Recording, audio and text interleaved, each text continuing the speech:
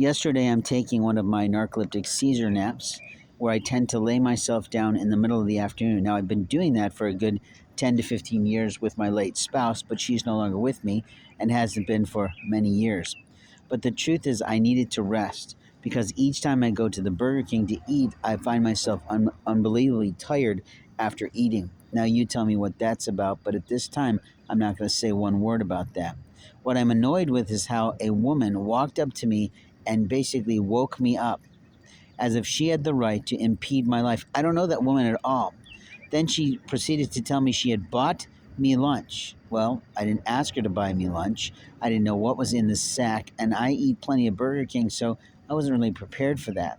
She also told me that she brought me some clothing, and she brought me it in a bag that looked sort of like my mom's Bible bag, and she brought me in a piece of luggage that looks sort of like my dad's luggage. But as I looked through the clothing, all I saw was a bunch of old men's clothes. Now, she implored me to believe that they were from her late husband's estate or maybe her divorced husband. I can't remember now because I was barely awake when she was talking to me.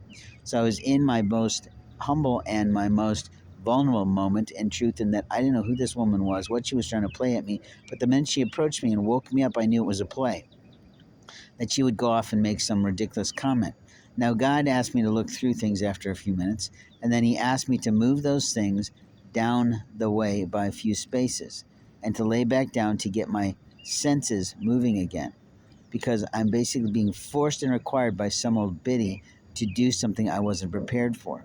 So I moved those things down the way. I did dump out the water that was not fresh or new that she gave me. I did dump out the cola that I don't drink because I cannot have carbonate and all that salt in me.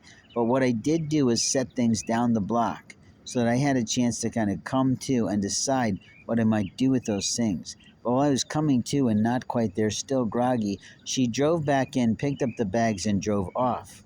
So basically, she stole the things that she was trying to give to me. Now, I don't know how to feel about that, but the truth is, when people want to play like that, this is the reason that women are upset. Not at all, but they don't think about what they look like. You are clamoring and claiming that women have rights to their own bodies across America.